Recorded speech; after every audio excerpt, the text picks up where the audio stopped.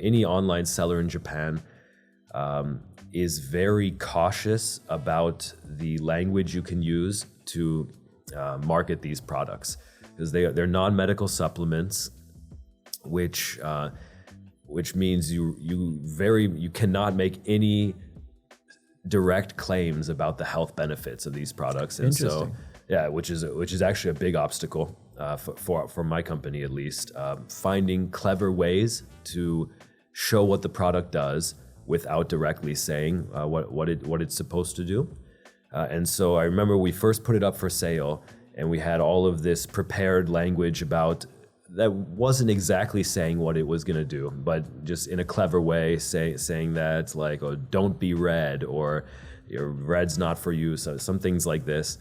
And we put it on Makuake, and they just basically rejected everything. So, like, because even though it's not illegal to say that stuff, their internal team said, oh, this is too risky, and you've got to rewrite everything. And so we had to come up with some very roundabout ways of saying, oh, this is an enjoyment drink or something like that. And anyway, it kind of taught us that we have to be even more clever about the ways of showing what it does without directly saying it. It's interesting because those products, those functional beverages, are available readily at convenience stores, drug stores, absolutely everywhere. Yeah. And when you see them, they do have claims to, oh, this is, you drink this before drinking, it's gonna put a layer around your liver and you're not gonna get any side effects from alcohol. And you drink this and you're gonna get rid of a cold. Or this is a really interesting point, because it's kind of a misconception, and I see that they've caught you. Like, if we were to go to the Konbini right now and look at those drinks, you would see there are no claims. It's all done by very clever imagery and word of mouth marketing. And they may, for example, the very popular hangover cure, Heparidze, the way they do it is by putting a picture of a liver on their products. And so most people associate it with, oh, it's going to help my liver. But actually, they're very careful to make no claims, to say nothing about hangovers or drinking or anything like that. But just by the liver imagery, they convey the message quite clearly. And you'll see it. Take a look next time you're in the community. I will. Now you got me curious. You'll be shocked that there's basically no claims made, and it's all done through clever word of mouth marketing. Yeah. That's very fascinating, because when I first came to Japan, I grew up in France, and we don't really have that many of those beverages. I'm sure we have some, and I do remember growing up with there was this milk-based beverage, Actimel, I think it was called, similar to Yakult in Japan, helping probiotics. Yeah. And then many years later, there was a kind of report saying it's basically just milk with sugar, and it's not doing what it says it does. But when I came to Japan and I see all those beverages, I've always wondered, do they even work? Like, why do people? I saw sometimes I see people buying hundreds of flasks, and they're not always cheap, right? They cost a certain amount of money, and so they're actually not allowed to make claims now. You say, but people are depends on the product, because some of those drinks are actually medical products, right? And it's such a fascinating topic, because there's actually so many details that go behind that marketing. But in the convenience store, most of them are actually non-medical supplements. But if you go to the drugstore, where it's a bit bigger refrigerator, I would say almost half of them are actually medical products. And they do have claims, but it's very bizarre. It's basically like a couple of the ingredients have maybe 20 years ago got approved for some claim, like, reducing the stress in your body or something like that, and they just write that in tiny little letters in the fine print. But then the actual marketing is just totally unassociated with those claims. I mean, it's really bizarre how each company comes up with their own strategy for that. And another anecdote on this point would be, Reiwa Pharmaceuticals, and our first product was the drink, but we've been aggressively developing a tablet product that would be an anti-flush tablet.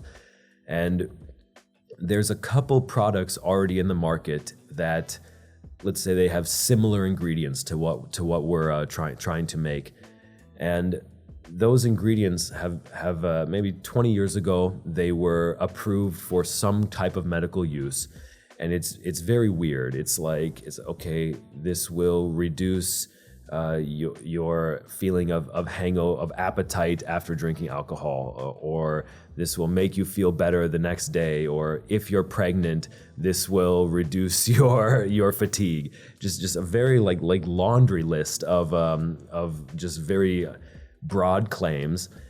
And then on the actual packaging, the products say like skin whitening product, which is totally not in the claims at all. And so I'm asking the factory managers, I'm like, why are you guys calling this a skin whitening product? They say, oh, well, that's what everyone else says, so we just say it too. And it's actually not even in the claims. And so, you know, this facade of the pharmaceutical industry is just so bizarre, and like the deeper and deeper you dig into the pharmaceutical industry, like the more you peel back like this layer that's covering it, and it's really interesting, like how the marketing and the actual research and claims in most cases don't even align. It's very weird. So you're kind of part of this industry, and you've created this beverage that you've tested and has seen positive results. Exactly. But then you're facing also maybe dubious customers that are thinking, is this really going to work? If I drink this, am I not going to flush? How did what was the kind of the response from customers, and how did you kind of end up communicating your products? Sure. Well, that's an ongoing mission. But yeah, so the way we did it was basically by testing it in our office on video. And anyone can go to our Instagram page. I think we've done about 10 long form tests so far, where we basically invited people to the office who have this DNA deficiency, asked them to drink maybe two portions of alcohol, waited till their face turned red.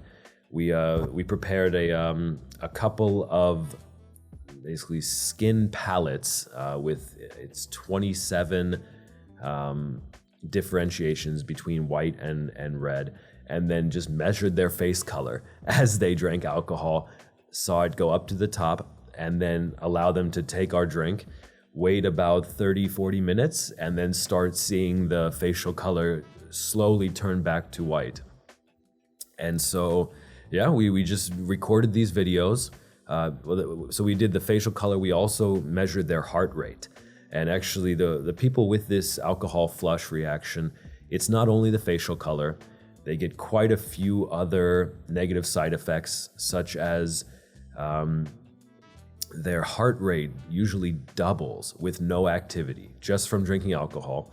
And so we would measure their heart rate as well and see, wow, it's actually, after they drink the Akan, their heart rate is actually decreasing as well. And so we just saw this, took these videos, took the data, released it on our Instagram, and then a lot of people did find those videos to be compelling evidence to give it a try.